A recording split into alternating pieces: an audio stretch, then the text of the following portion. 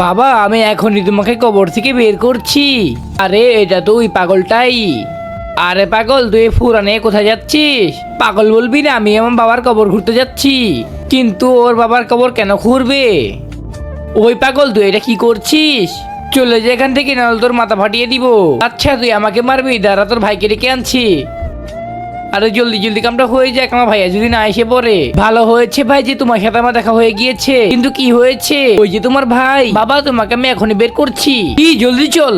কিন্তু ভিডিওতে যাওয়ার আগে তোমার যদি আল্লাহর নাম লেখা এই ছবিটা ভালো লেগে থাকে, তাহলে ভিডিওতে লাইক করে একটা সাবস্ক্রাইব করে দিও। আর আল্লাহর এই সুন্দর নামটা কমেন্ট বক্সে লিখে যেও। আর তুমি যদি আল্লাহর এই নামটা কমেন্ট বক্সে না লেখো, তাহলে আমি বুঝে নিব তুমি আল্লাহকে একটু ভালোবাসো না।